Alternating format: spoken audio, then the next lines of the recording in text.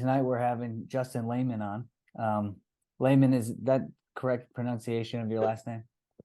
Correct. Um, the head wrestling coach from Oregon.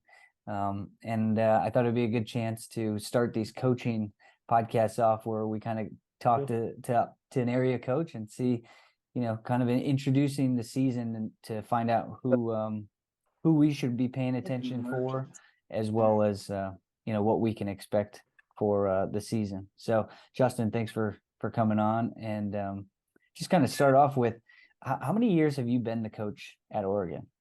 So as the head coach, I'm going into my third season, but I've been there for almost 15 years now, I think. Oh, wow. Basically, went to college for a year, got banged up, and said I'm going to come back, start the coaching process, and had a younger brother still wrestling, so that was part of it too. So then got into Oregon and been here ever since. Cool. So you've been teaching since you were an assistant, or did you? No, so actually, I don't even work in the school. I actually do electrical engineering from home, so it makes it easy now. If they need to work out or something, I can take my laptop on the go and get into the room. And if we're traveling, I can still get some work done on the go. So it makes it easy. Do you Interesting. do you have coaches in the building then for you? Yeah, so we actually have our junior high and high school merged just the other couple years ago. So I have our junior high head coach is in the building now in the high school, and then also the assistant is in. He's the assistant principal at the high school, and then one of our other assistants that is going to step back this year in more volunteer role. He's a teacher in the high school as well. So I still have some ties into the school, which definitely is a big plus. Yeah. Yeah, it seems like that's one of the most necessary things for like the long-term aspect of the program. Yep. So coming off of last year into this year, do you have any just general feelings about the season? Things that you're kind of excited about, or things that that are going to be challenging just to get started? Yes. So the biggest plus is our numbers are continuing to trend upward. So last year we were just under 30 by the time the season got done. This season we're looking to have probably like 35 to 40 kids on the high side, which in a 1A school, that's huge. I mean, if you can get the numbers and fill the lineup, that helps you win a lot of duels or at least be competitive.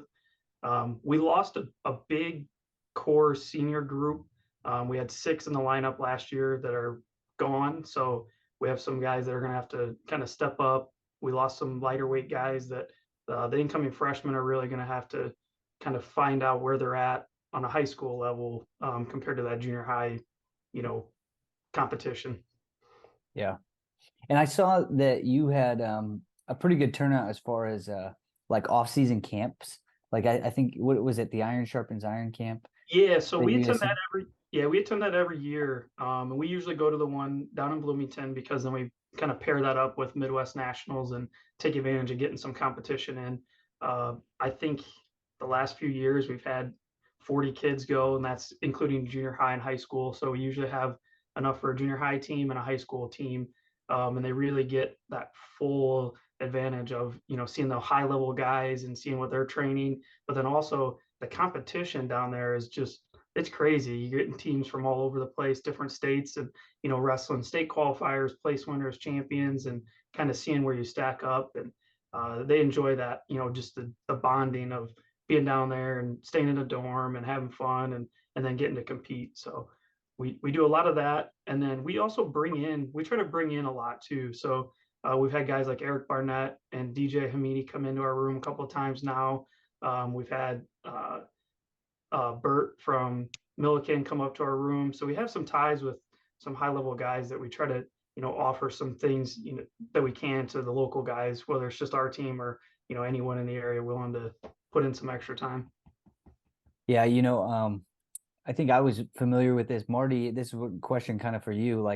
Um, Marty had a lot of, I don't know when you started sending the team as a camp together, but, I went to the one in the Dells, the team camp where all the Hananiga kids went. And it was I think it's an interesting thing, especially for a team, if you have the ability to send 20 plus kids all to a camp together. It definitely has to have some sort of impact for the season, but obviously you have 20 kids that are committed to off-season wrestling. But Marty, when did you start that, sending kids to the team camps? Yeah, I started it back in the early 90s. We'd go to NIU. Yeah. And they had a team camp. And there was a period of time that we took 3 teams down there. And it's a great environment. The first 2 years, we kind of went back and forth. Nobody stayed there. And then I just finally decided, you know what, instead of paying for a bus every day, we might as well just spend the night, let those kids get a really good feeling of what college was like. And it was awesome. I mean, yeah, there got to be some really good teams from throughout the Midwest, some teams from Michigan, some teams from Wisconsin, and everybody had full teams. So yeah, a little bit of technique and a lot of dual meet wrestling. It was great. Yeah. And Justin, was that what the Iron Sharpens Iron camp was? What was that like? Yeah, so that's great. So you get kind of like a technique in the morning, and we always do the food. So we do the full thing. So they have, their dining halls set up. So you get breakfast, lunch, and dinner there. And so it's easy for families, you just pay one flat fee. Your kids going from Tuesday to Friday. They can stay all the way till Saturday if they like. But you always start with technique in the morning, some breakfast. Then we would go to like a team Olympics, which is also fun. They kind of have some games, get some team building exercises in. Then you go back, you do some more technique, but then after that, I think we were wrestling almost three duels a day. So I think we ended up with nine or 10 duels down there. Then on top of that, they have a takedown tournament that they do at the end, which is pretty cool. Just to have a chance. You got some of them had 60 plus kids in a bracket, and you just keep going. It's a takedown. You stand around the mat, and they just keep going and going and going until you're the last one standing. So it definitely pushes them, in a lot of different areas of just being uncomfortable away from mom and dad and trying to understand how that works and how you act in a dorm room and with everybody. And then, how you pay attention while you're getting tired and you got a duel, then you got to refocus back into some technique and another duel. So it really pushes them, all around to just kind of pick each other up when it's not going well for somebody and just having fun. Yeah. Yeah, camps are fun. I think I've been thinking a lot about how to figure out ways to encourage, whether it's team camps or individuals going to camps, camps themselves are something that, take you out of, like you said, the comfort zone, and you get like, because you're by yourself, because you're forced to kind of mature mentally while you're there. It's definitely helpful. But let's go back into the upcoming season. Like, so how many seniors do you have this season? So I'm trying to think real quick here. We're gonna have right on 7 or 8. We have a couple that didn't come out last year, like due to some injuries. I think part of it was the way our lineup was. It was pretty set. We had some really solid guys that some kids I think just knew they might not break that lineup, and I don't think they were mentally okay with that. They were banged up from the year before, so they kind of took a break. But a lot of them are saying they're coming back out. So, like I said, I think we should have 7 to 8 solid guys that will fill the lineup. But we had a really big core group of juniors. Like this year, there'll be juniors that have kind of had to fill the roles in a couple of weights already from the time they were freshmen. So between our junior seniors, we'll have, that be most of our lineup, which is good. And any particular like any particular athletes on your team that have some credentials coming into the season, whether it's at the middle school level or the high school level? Like, one thing I want to make sure we start doing is trying to track, who we need to be aware of talent wise, and just so people are aware who's there. Yeah, we got, and the thing is like I was saying, we had a big senior group, so we got some guys that I think are gonna in other ways surprise people, not necessarily to us because we know they were kind of waiting behind them, but now we get to see what they do. But Anthony Bauer will be coming in. He's probably the biggest name that kind of the area people remember. He was in the lineup last year, sectional qualifier. Our regional sectionals just didn't go well for us. We had a lot of injuries, and but he'll be one that's coming back. And then a couple of guys that got banged up, Quentin Berry, same thing, probably 190, maybe 175. The weight changes did not help us. much. We have a lot of guys kind of jam packed there from about 160 to heavyweight. So we'll see kind of where they fall. But a big one that we had coming in is, I would say, that freshman group is Nelson Benish.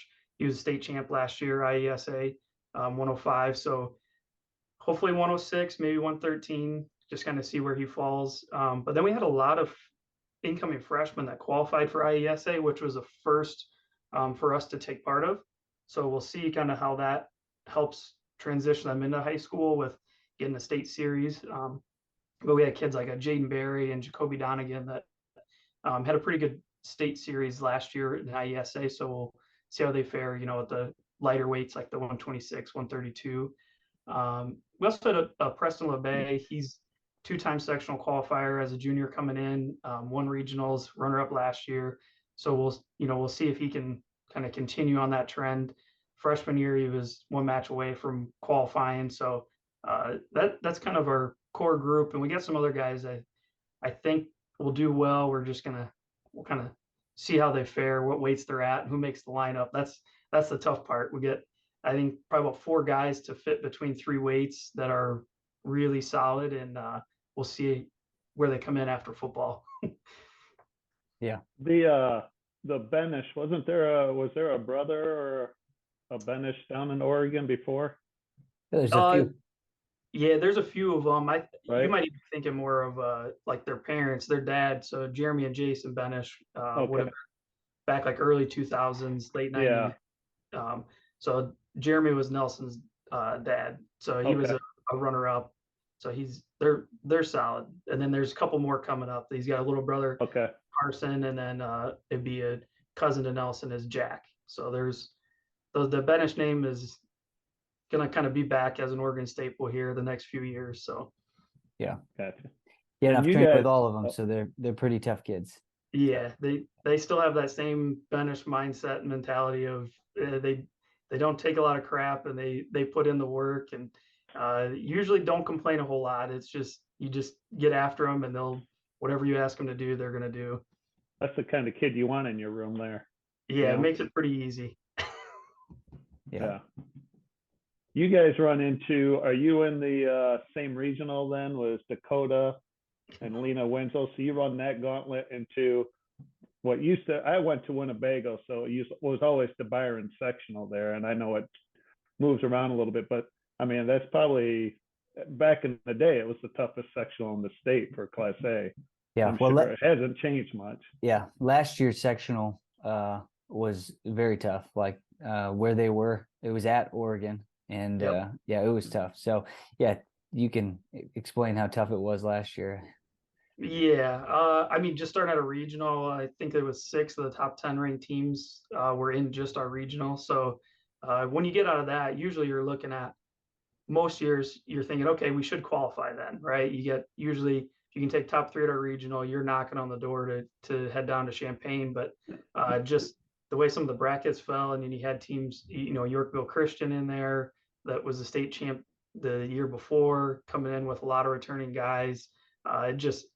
It was just tough. So we had most weights, you're looking at 10 ranked guys, in the top probably 15 of that weight class. So you got to be ready to wrestle from match 1 all the way through. And, one hiccup is all it takes. And you're, really scratching to get out after that. So it's good. I mean, it's one of those that, at the same time, you look back at it and go, if you made it out, you should be bringing home a medal down in Champaign. Right. So it's back and forth. There's our times though when you sit down and look at it, and you're seeing kids down in Champaign going, "Oh, we beat that guy, we beat that guy, we beat that guy." But just you got to have a good day and a good weekend, and even as a team. So there last year, we were 23-4.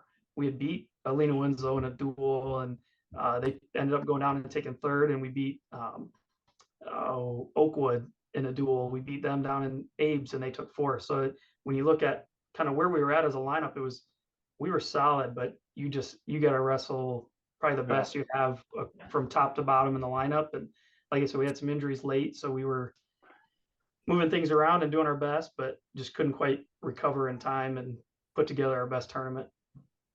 Yeah. Do you have any like what's your schedule look like this year? And if you could pick out the biggest tournament that you have and the biggest dual meet that you have this year, what would they be? Yeah, so I would say always Abe's is the biggest tournament, because you get to see, 9 solid teams. It's usually never easy. Whether it's you might have an easy duel, but usually somebody in a lineup or 2 or 3 guys are going to be state ranked guys that you're going to see. So you get to see some of the teams from down south. Like we ran into a Coal City. I mean, we don't see them unless we're in Champaign as an individual or make it down as a team. So Abe's is just a gauntlet for 2 days, 9 matches. It's nonstop. So that's kind of always our big one that we circle on, kind of progressing till we're at kind of our peak, mid-season peak for Abe's. Where is that one? That's in Springfield, so the BOS Center. That's Okay. that's the best one. 60 teams, 61A teams go down there. You wrestle in a pool, so you get 4 matches in the pool on Friday. This year it's Friday, so it'd be Friday. And then you wrestle 1 match in the tournament into a bracket tournament. You win that. They split them up top 16. Then there's a silver that's 16, and then they do a couple other like little brackets to split up teams that might not have a full lineup or just trying to make sure they get as many matches as they can. And then the duel, I would say probably one of our tougher duels coming in. We kind of changed some around, but I think not necessarily as teams, but some solid individuals. We set up a quad with Sterling Newman. They got a lot of returning guys that are state place winners. Richmond Burton and Rock Ridge. So that one I think would be a good one for us to just kind of see some guys at certain weights that are decent. And then the next one, the only other one I think as a duel that's great is going to be we brought in Rochelle, who's really tough. We had changes last year and didn't get to see him. And Dakota. So Rochelle and Dakota on the same night will be one early on as a test to kind of see where we're at as a team. Great. Yeah. So we're looking for a big duel to come watch. And so I'll be on the lookout for that. Yeah, luckily both of those are actually in Oregon, so that's not bad. But like I said, I know Rochelle is going to be tough again. They had a kind of a young squad last year, so they get a lot of them returning. And Dakota is just they always find their guys. They might not have 20 guys, but they're going to bring at least 10 that are ready to just brawl for them. So that's always a good duel. And like I said, we changed some duels around, so they're not quite the same as they used to be, but another team that's always is I think on the rise that a lot of people might be sleeping on is a Byron. They didn't graduate a whole lot, and they're going to probably fill most of their weights. So just that Oregon Byron rivalry is always a fun one too. Yeah. What I was going to say is have you do you change your schedule much with the change of the tournaments and the dual meets? So when they made how that change, how have you adjusted to that change? yeah, so when they made that change, we did kind of drop off some of those duels where teams, weren't year in, year out having a full lineup. When you start getting 20, 30, 40 kids, you can't travel, an hour one way to get 10 matches and then turn around and come back and half your team sitting. So we kind of focus more on the tournament side of things because then you can get guys in, and they're guaranteed at least 2 matches, which is always a plus. But one of our biggest things and just a mindset that I had once I took over is we try to structure our schedule to the state series. So we try to take where we don't compete except for the weekends. So we would only compete Thursday, Friday, Saturday. So that way in January, we start getting into that mindset of how do they maintain their weight? You get a Monday, Tuesday, Wednesday of full practices. This is what I can eat. This is, how much weight I can get off in 3 days. And then having to maintain through, okay, I compete Thursday, Friday, and Saturday. I got to make those weights every day, just like you're in Champaign. So we kind of knocked some duels off and kind of made them either to a quad or a tournament on a Saturday, and then have duels Thursday, Friday to help. So that's our biggest thing. I think last year we might have done a little too much with some duels that we took some of them off, and then a couple of tournaments that just weren't very competitive, I guess, with where we were at. We had some guys fill in a tournament, and we went down thinking we might not we're not going to win it. We're just going down, get some matches in for our JV guys, and turn around. We took 10 guys, 10 made the semis, and we won the tournament. And it's like, it was great. Kids enjoyed it, but we changed some of those up and kind of got some better competition to push us a little bit more and maybe take it easy and not travel as much. Yeah, gotcha. Marty, you have any questions for Justin? No, but I just wanted to compliment him on how he structured his tournaments and his duels, because back in the day, that's exactly what I did. We wrestled Thursday, Friday, and Saturdays. I would never have sometimes in the conference that we would have a duel on a Tuesday. I would switch it. So we'd go Thursday, Friday, and Saturday. Mm-hmm. And those kids got used to it, and they got used to the time of like the state tournament. Yeah, that's awesome that you thought of that, and it's working for you, because in the long run, it will work. Because when we would wrestle one duel on Thursday, and then on Fridays, we'd probably wrestle 4 duels. And then on Saturday, we'd either be in a tournament or we'd be in another, like just a bunch of duels we'd wrestle. So very good as a head coach. That's great thinking. Yeah, thanks. Yeah, it was a group thing, but that was one brought up right away. I'm like, hey, we need to restructure this. There were some nights we were doing even a Tuesday, Wednesday, late January. It just doesn't make sense. Every once in a while we'd have a weird Monday duel, and I'm like, I don't know where that came from, but we're never doing a Monday duel again. Yeah. Do you get to do your schedule, or does your AD?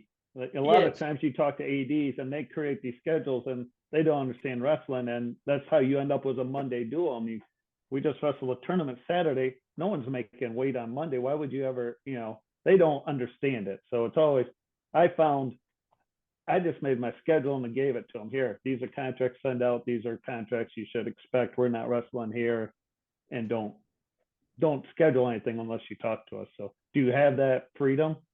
Yeah, I wouldn't say quite that much freedom, but I do go in. We sit down at the end of the season, and we also sit down at any point, going over stuff like, hey, what do you like? What do you want to see? Don't you want to see? And it helped the first year that I took over. I already knew there was a lot of changes I wanted to make. So I went that extra step. I brought them the calendar. I brought them calendars of the teams that we were wanting to compete against, what their schedules look like. And I said, hey, they got open dates, these weeks, these days, let's try to make these happen.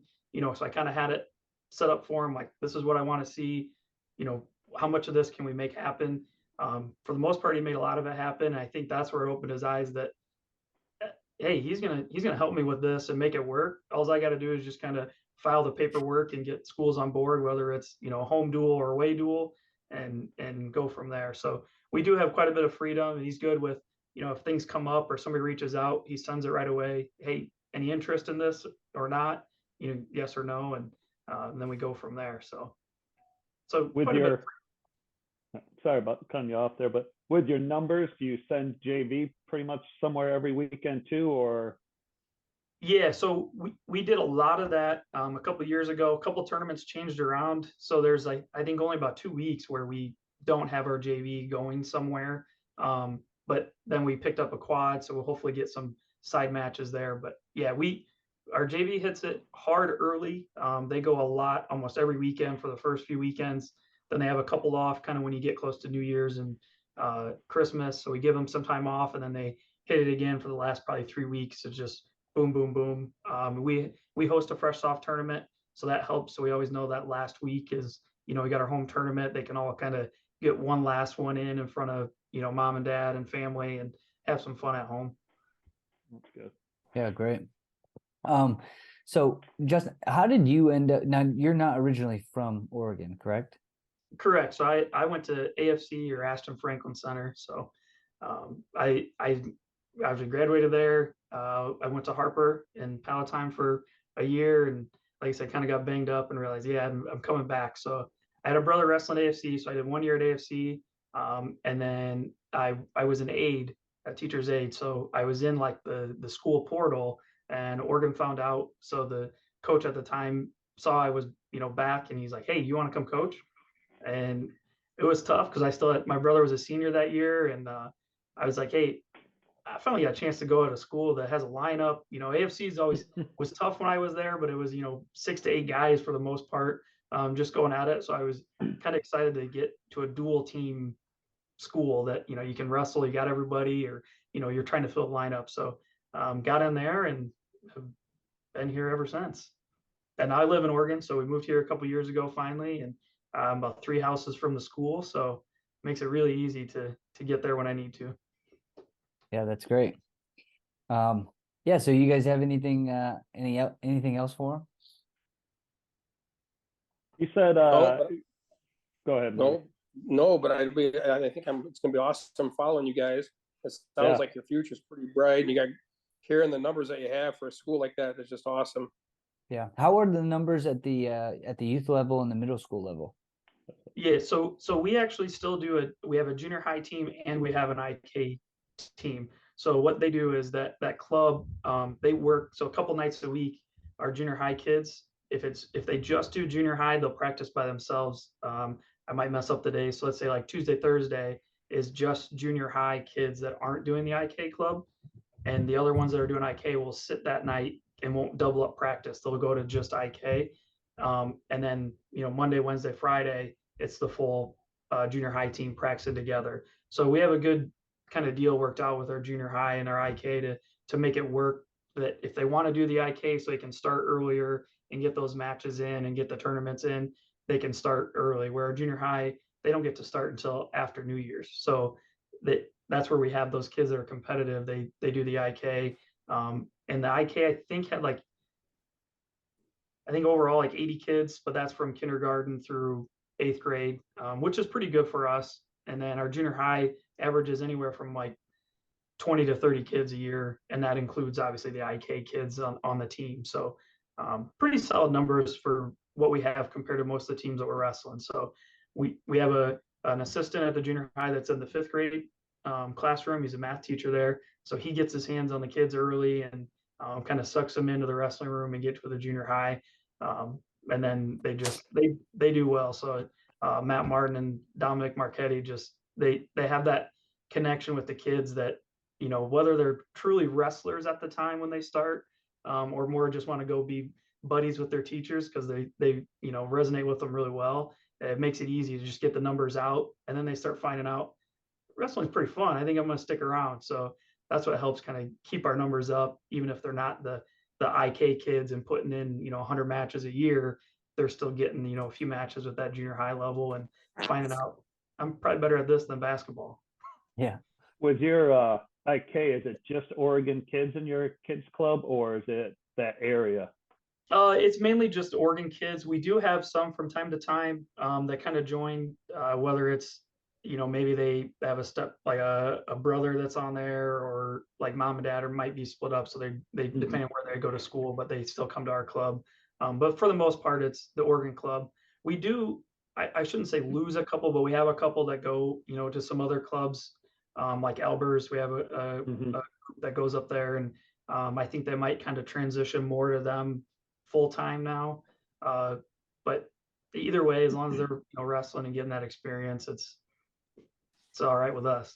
Yeah. Did you say this last year was your first year with IESA, or? Yeah. So first year was this last year. So we used to always just, if anybody wanted a state series, they pushed towards the IK. We started finding whether it was they didn't want to put in the full time and money to the IK, because it's a lot. It's a long season. Parents got to travel quite a ways for the IK tournaments. And for IESA, it's minimal what that cost is to be considered an IESA team and compete. So we pushed the issue this year, and we had a pretty solid team that we thought could do well as a team. So we kind of talked to a lot of the parents, even they were IK kids. We pushed them towards IESA. And like I said, it turned out really well. I think they had 8 or 9 state qualifiers. They had a state champ and a 6th place finisher. So it was a solid year for us to, we tried it, we liked it, and definitely something we'll keep doing going forward. How many matches those kids get in then was your IESA season if it doesn't start till after first of the year? I would say they're probably right around like that 20 matches or so. We do pretty good getting some duels, and then there's a handful of tournaments that we get into. But like I said, majority of them do the IK, so they're getting a lot of matches early. Yeah. There's probably maybe 10 to 12 kids that don't do the full IK season. Gotcha. Good deal. Yeah. Well, Justin, thanks for coming on. Anybody who's listening or watching can obviously go on online. I know you guys post. I don't know who it is, whether it's you or someone else, but people post pretty regularly about what's going on with Oregon wrestling on social media and stuff. So you can follow them. If there's anything else that you want to say, Justin, before we let you go, thanks for coming on, though. Yeah, thanks for having me. I think this is great. I reached out to a couple other coaches to say, hey, get on board with this. Let's, get wrestling back out there. Because one of the things is, Illinois Matmen was the biggest thing. When I was growing up, you had the talk, you had, a lot of chat going on who was going where, what tournaments were going on, big matches. And I think we lost that for a little bit, the way things are. So it's nice to have kind of this coming back and getting some more exposure out there. But yeah, I appreciate it, and we'll keep getting the word out, getting some more people on here and talking about the upcoming season. Back in Marty's day, everything had to be typed out and sent in mail, wasn't it, Marty? You didn't know what. No, in the beginning we had to use carrier pigeons. Yeah, they sent out the Illinois Best Weekly. Yeah, Yeah. Well, I appreciate that you reached out to some other coaches, because I think I think what we're trying to do is kind of just, build that conversation about who we're supposed to care about when it comes to the dual meets and the local competitions. We want to know, I think one of the things that could help people participate more is if they knew more information about it, right? Hard part for a lot of fans or people who have had some sort of connection to wrestling is to have a vested interest, so that they show up to the conference, show up to the regionals. They might not be able to show up to a Thursday dual meet or a Tuesday dual meet because it's at 7:00. They just got off of work or something. But what we really want to find a way to do is, whether it's a showcase dual or these end of season events like conference meets and regionals and sectionals, to really like bring the people that have been involved in wrestling back to it. But if they don't know that there's somebody from Oregon that they can go root on at the state tournament or the sectional tournament or whatever, it doesn't really give them a reason. And so we need coaches to come on some type of media, whether it was this podcast or some other podcast, but we need to hear about the athletes. We need to hear who's the up and comer that is looking to win a state title, and how are they training and how are they competing and everything in between. So I appreciate you doing that and suggesting it to anybody. And let me know if there's anyone else that you can think of that I haven't sent the invite to. Again, as the season goes on, let me know if you want to come back on and talk about your results and what's going on in the season time. So I appreciate you coming on for the preseason outlook, and we'll have you on again to talk about the in-season stuff. So thanks again, Justin. Yeah, thank you guys. Good luck this season. Yeah, good luck. Yeah, thanks guys.